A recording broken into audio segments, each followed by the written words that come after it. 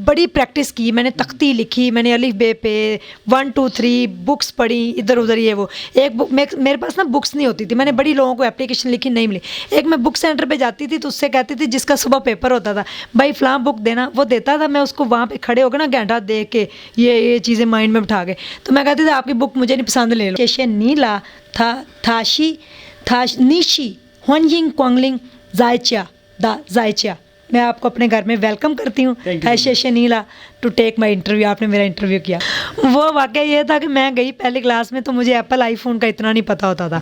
तो मैंने पहली क्लास ली तो उसमें ना एप्पल आईफोन की कोई बात हुई, सर कर रहे थे तो मुझे नहीं पता, तो मैंने पूछ लिया कि मुझे एप्पल आईफोन क्या होता है। एप्पल का मतलब तो सेब है। तो पूरी क्लास हंस पड़ी ना, सर भी हंस पड़े। फिर सर ने चुप करवाया, गाइस प्लीज़। सर ने कहा इनको एप्पल आईफोन से इंट्रोड्यूस करवाया। मुझे नहीं पता था ये फ़ोन है। अगर आप पढ़ लिख जाएंगे तो फिर आप किसी पढ़े लिखे इंसान से धोखा नहीं खाएंगे। जो मेरे फर्स्ट एक्स हस्बैंड थे उनको थैंक यू कहूँगी, उनकी डेथ हो चुकी है अब, उनकी वजह से आज मैं इस मुकाम पे हूँ। वो he was MA English, MA economics LLB थे। आपके पास भी वही डिग्री? अब मेरे पास वो डिग्री है, उससे बड़ी है। उसने सिर्फ LLB किया था और MA इकोनॉमिक्स से मेरे पास MPhil भी आई। अस्सलाम वालेकुम पाकिस्तान टुडे के साथ मैं हूं आपका मेज़बान अनीब ज़हीर। नाज़रीन, आज हम मौजूद हैं एक ऐसी मोटिवेशनल इंस्पिरेशनल स्टोरीज आपके सामने लेकर कि ये एट ए टाइम मोटिवेशनल भी है और at a time sad story भी है। मोटिवेशनल इसलिए है कि इन्होंने जो काम किया है वो शायद ही पाकिस्तान में या पूरी दुनिया में किसी खातून ने किया हो। हमें इतने अरसा हो गया है ये काम करते हुए, मोटिवेशनल स्टोरीज लाते हुए। One of the best story, अगर आप इस वीडियो को पहले से एंड तक देखेंगे, आखिर तक देखेंगे, तो इस वीडियो से बहुत सी बहनों की, बहुत से लोग जो डिप्रेस हैं, जो एंजाइटी का शिकार हैं, उन सब की डिप्रेशन भी ख़त्म हो जाएगी और मोटिवेट भी हो जाएंगे। मोटिवेशनल स्टोरी इसलिए है कि 2005 में इनकी शादी होती है और जो इनका हस्बैंड थे वो MPhil थे। MPhil मार्केटिंग उन्होंने की हुई थी और ये उस वक्त अनपढ़ थी। जब इनकी शादी हुई तो शादी के बाद उन्होंने इनसे पूछा कि बताएं आप पढ़ी लिखी हैं? तो इन्होंने जवाब दिया कि नहीं, मैं बिल्कुल पढ़ी लिखी नहीं हूँ, मुझे तो अपना नाम तक लिखना नहीं आता। तो इस बात पर वो थोड़े खफा हुए और इतने खफा हुए कि 2 साल तो उनको बहुत जलील रुस्वा किया, लेकिन उसके बाद इनको तलाक भी दे दी, इनको निकाल भी दिया अपने घर से। इनका एक छोटा बेटा था, उसके साथ निकाल दिया और उसके बाद ज़्यादती ये हुई कि इनका घर भी बेच दिया।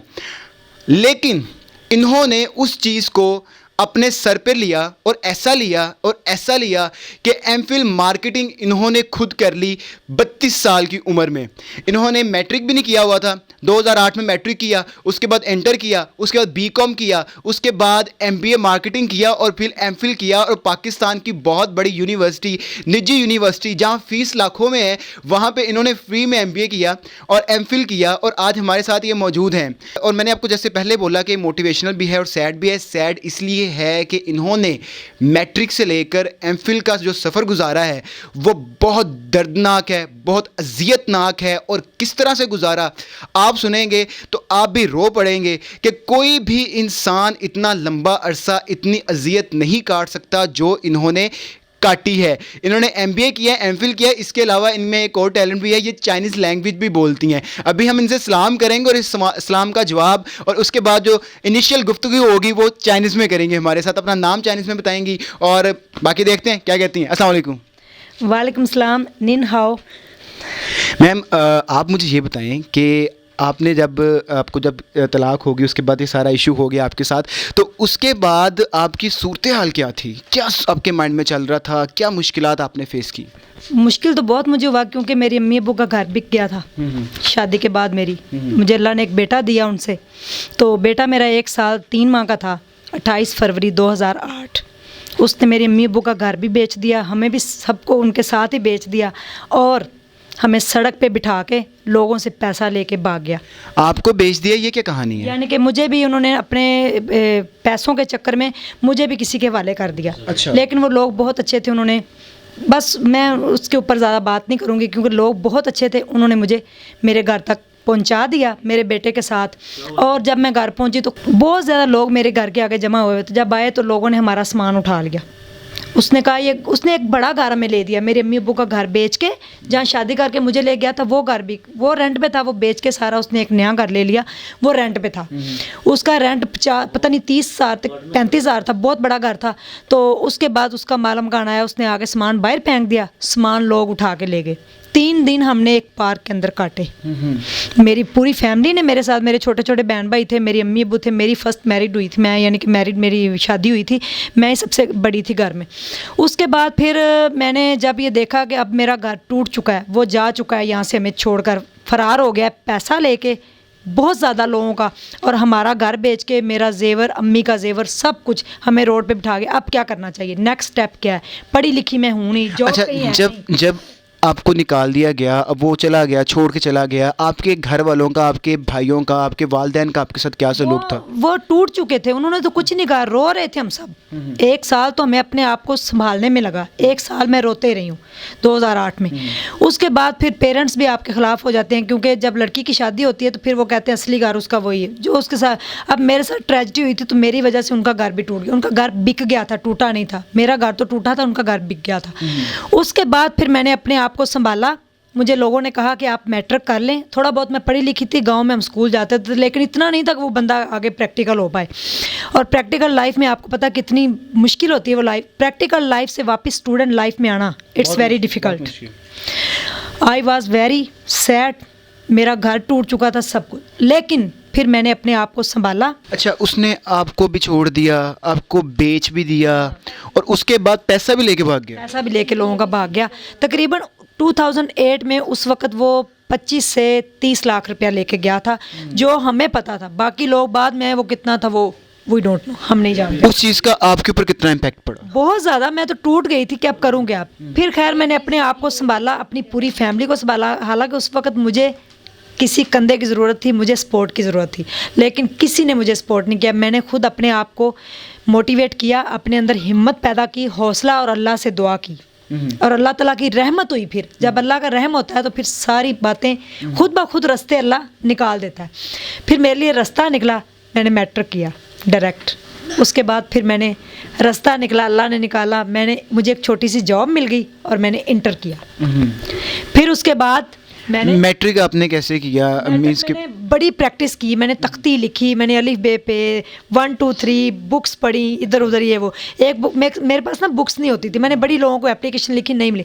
एक मैं बुक सेंटर पे जाती थी तो उससे कहती थी, जिसका सुबह पेपर होता था, भाई फलां बुक देना, वो देता था। मैं उसको वहाँ पे खड़े होकर ना घंटा देख के ये चीज़ें माइंड में बिठा के, तो मैं कहती थी आपकी बुक मुझे नहीं पसंद, ले लो। वहीं आप बुक लेती थी, वहीं आप पढ़ती थी और वापस कर देती थी, बुक नहीं पसंद? वो कहता ये क्या, बुक भी पसंद होती है बाजी। तो मैंने फिर ना अपना एक्सपीरियंस लिखा पेपरों में, और मैं उतना पेपर कर लेती थी, मुझे पता था अब इतने में मैं पास हो जाऊंगी। मुझे इतना एक्सपीरियंस हो गया था पेपर करने में कि अब इंशाल्लाह ये मुझे फेल नहीं कर सकता। तो आपका बेटा आपके साथ होता था? मेरा बेटा 2 साल का मेरे साथ ही। मैंने मैट्रिक किया, मुझे बड़ी खुशी हुई। आज भी मुझे अपना मैट्रिक का रोल नंबर याद है। तो मैंने मैट्रिक का रिजल्ट मालूम किया, मेरे 662 मार्क्स आए। मुझे बड़ी खुशी हुई। उसके बाद फिर मैंने जॉब की, फिर मैंने इंटर किया, साथ मैंने हॉस्पिटल में जॉब की। और मैं एक डॉक्टर भी हूँ, यानी कि डॉक्टर में एक मेरे सर्टिफिकेट नहीं है, एक कागज़ नहीं है। मुझे बैरनुला पास करना आता है, मुझे ड्रिप लगानी आती है, मुझे ईसीजी करनी आती है, एक्सरे करना आता है, अल्ट्रासाउंड करनी आती है, सब कुछ मुझे आता है। लेकिन उस टाइम मेरे से एक मिस्टेक हुई, मैंने मैट्रिक साइंस से नहीं किया, आर्ट से किया ना, तो फिर वरना आज मैंने एक सक्सेसफुल डॉक्टर होना था। उसके बाद फिर मैंने पार्क के अंदर जाके पढ़ा, अपने बेटे को पास बिठा के। इंटर मैंने पार्क में बैठ के किया, बीकॉम पार्ट 1 भी मैंने पार्क में किया, बीकॉम पार्ट 2 में मेरा दोबारा निकाह हुआ। ये क्या खास बात है कि पार्क में जा पढ़ती मेरे थी? घर में मुझे नहीं पढ़ने देते थे, और घर में जगह भी नहीं होती थी, और मेरे पास फीस नहीं थी एकेडमी जाने की। पाबंदी थी घर में पढ़ने की? जी, फिर इसीलिए मैं घर से जॉब पे आ जाती थी, अपने बेटे को भी साथ, और मैं पार्क में बैठ के आराम से पढ़ती थी। अगर कहा जाए तो फाइनेंशियल सपोर्ट तो आपको नहीं थी, लेकिन आपको पढ़ने की इजाज़त भी नहीं थी घर से? जी, किसी ने मुझे सपोर्ट, ना फाइनेंशियली, ना फिजिकली, ना एक मुंह के बोल से कि आप कर सकती हैं, आप पढ़ें, हम आप झूठा किसी ने ये नहीं कहा कि हम आपके साथ हैं। अच्छा, तो आप पूरा दिन पार्क में बैठ के पढ़ती थी? पूरा दिन, गर्मी सर्दी में, वहाँ पे खाना साथ ले जाना। उसके बाद रात को मैंने जॉब पे जाना, हॉस्पिटल में मैं जॉब करती थी। फिर मैंने रात को वापस आना, फिर इस तरह करके बीकॉम तक मैं पहुँची। यानी कि मैंने इंटर कर लिया था, फिर मैंने बीकॉम रेगुलर किया है government Islamia college of commerce से। अच्छा, आपने MBA किया, ठीक है, वो जिस यूनिवर्सिटी से आपने किया, उस यूनिवर्सिटी में तो लाखों में फीस है, आपने कैसे उसको अफोर्ड किया? जब मेरा बीकॉम का रिजल्ट आया, मेरे अच्छे मार्क्स आ गए, तो मैंने कहा मुझे अब MBA करना है। MBA का नाम बड़ा अच्छा लगा, मैंने कहा मैं MBA करूँगी, और वो किसी अच्छी यूनिवर्सिटी से। या उनकी 10 लाख फीस थी। मैंने उनको कहा कि एडमिशन फ़ीस कितनी है, उन्होंने कहा 1 लाख रुपया, और पर सेमेस्टर जो फ़ीस आती थी क्वार्टरली वो 1,23,000। मैंने कहा हो जाएगी, इतना कॉन्फिडेंस था कि इंशाल्लाह हो जाएगी। मैंने इंटरव्यू दिया, मेरी सिलेक्शन हो गई, मैंने एडमिशन लिया। उसके बाद मेरी पहली क्लास थी, मैं बड़ा खुश थी, आई वॉज एक्साइटेड। और मैंने यूनिवर्सिटी की दहलीज़ को चूमा, माथे से लगाया कि यहाँ से मैंने कुछ बन के निकलना है। और मैंने ये सोच लिया था कि मैंने इनको फ़ीस नहीं देनी। अच्छा। और मज़े की बात बताऊं कि जब फर्स्ट सेमेस्टर मेरी फ़र्स्ट क्लास, तो मेरे हस्बैंड को पैरालाइज हेमरेज हो गया उसी रात। वो कोमा में चले गए, हॉस्पिटल चले गए। बड़ा मैं परेशान, किसी तरीके से करके अल्लाह ने कहा। सेकंड हस्बैंड आपके? जी, सेकंड। मेरा दोबारा निकाह हुआ बीकॉम पार्ट 2 में। उनमें से मुझे फिर एक बेटी हुई, बेटी 6 माह की हुई। फिर मैंने MBA में एडमिशन लिया। उसके बाद फिर मेरी पहली क्लास थी, उनको पैरालाइज हो गया, कोमे में चले गए। मेरी ज़िंदगी वहाँ जहाँ ख़त्म हुई थी वहीं आके दोबारा शुरू की। आपने जब यूनिवर्सिटी की, आपकी पहली क्लास थी, पहली क्लास में आपने देखा कि इर्द गिर्द जो लोग हैं वहाँ बहुत महंगे, बहुत अमीर घरों से आए हुए हैं, घरों से बच्चे। मैं सिंपल सी। तो आपको वहाँ पे कैसा फील हुआ? और पहली क्लास में आपके साथ एक वाकया हुआ, अगर शेयर करना चाहें तो? वो वाकया ये था कि मैं गई पहली क्लास में, तो मुझे एप्पल आईफोन का इतना नहीं पता होता था। तो मैंने पहली क्लास ली, तो उसमें ना एप्पल आईफोन की कोई बात हुई, सर कर रहे थे, तो मुझे नहीं पता। तो मैंने पूछ लिया कि मुझे एप्पल आईफोन क्या होता है? एप्पल का मतलब तो सेब है। तो पूरी क्लास हंस पड़ी ना, सर भी हंस पड़े। फिर सर ने चुप करवाया, गाइस प्लीज़। सर ने कहा इनको एप्पल आईफोन से इंट्रोड्यूस करवाया। मुझे नहीं पता था ये फ़ोन है। तो उन्होंने देखा, मैंने देखा तो एक टेलीफोन था, मोबाइल था, उसके पीछे एक सेब था और वो कटा हुआ था। वो उसका शायद कोई कंपनी का मोनोग्राम जो भी है। तो सर ने फिर मुझे बताया, फिर मुझे सर अपने साथ ले गए। सर ने मुझे समझाया, आपको किसी चीज़ की ज़रूरत हो आप मुझे बताएं, आपकी बैकग्राउंड इतनी स्ट्रॉन्ग नहीं है, आपने कैसे पढ़ा। मैंने फिर थोड़ा सा उनको बताया। तो इस तरह करके ना फिर मेरा ना A ग्रेड आया फर्स्ट सेमेस्टर में, एक कॉस्ट अकाउंटिंग में। तो सारे लोगों ने, मुझे ना ये नहीं पता था कि A ग्रेड क्या होता है। तो मैंने उन टीचर से पूछ लिया, जिनकी क्लास थी। उन्होंने कहा क्लास में चले, रिजल्ट अनाउंस होगा। मैंने कहा सर ये A ग्रेड क्या होता है? तो सर इतना हंसे। सर कहते हैं A ग्रेड के लिए लोग यहाँ पे कत्ल करने पे आए थे, मेरी कब्र इधर ही बना दो, तुम्हें A ग्रेड का नहीं पता? तुम क्या हो? मैंने कहा सर मुझे नहीं पता। उन्होंने कहा A ग्रेड ये होता। फिर मुझे पता चला था ये A grade, B grade, C grade, B- के चक्कर क्या है और लोग किस तरह पागल हैं। हमारा एक मेडिकल स्टोर था, वो भी मेरे से ख़त्म हो गया, क्योंकि मैं सुबह 6:30 घर से निकलती थी, 8 बजे मैं यूनिवर्सिटी पहुंचती थी, वापस 5 बजे आके बच्ची को फीड करा के 6 बजे मेडिकल स्टोर खोलती थी और रात 1 बजे वापस आती थी। तो 1 बजे मैं वापस आती थी, फिर मैं 3 बजे तक पढ़ती थी। उसके बाद फिर मैंने स्ट्रगल देखी। फिर वो मेडिकल स्टोर मेरे से ख़त्म हो गया। फिर यूनिवर्सिटी में मुझे अटैक हो गया। अच्छा, अटैक हो गया आपको? मुझे यूनिवर्सिटी में अटैक हुआ। एम्बुलेंस आई 1122, मुझे जिन्ना हॉस्पिटल ले जाया गया। मुझे अल्लाह ने मेरी ज़िंदगी बख्श दी। फिर टीचरों का बेंच बैठा कि आखिर ऐसा क्या वजह है, क्या प्रॉब्लम है इसके साथ कि इतनी यंग एज में इसको अटैक हो गया। तो उस वक्त मैं यंग थी, अब तो मैं बूढ़ी हो गई हूँ।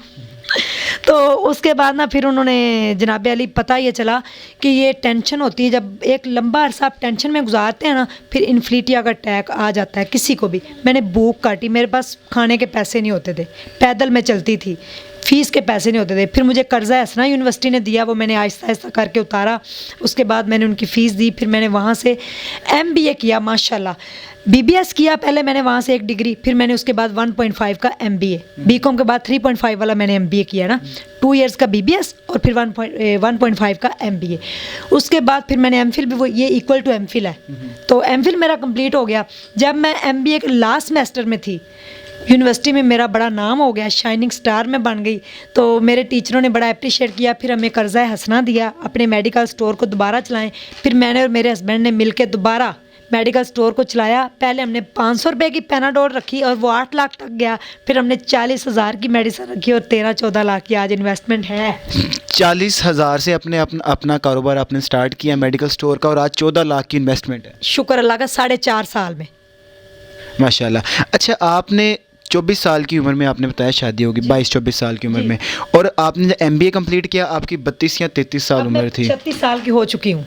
अच्छा, आपने ये जितना 10 साल का अरसा है, ये आपने पार्क में गुजारा, पढ़ के गुजारा, अपने बच्चों की भूख देखी, आपने अपनी भूख देखी, आपने यूनिवर्सिटियों के मसले देखे, आपने अपने पेरेंट्स की तरफ से मसले देखे। तो 10 साल को आप अगर 2 मिनट में लोगों को बताना चाहें तो किस तरह बताएंगे आप?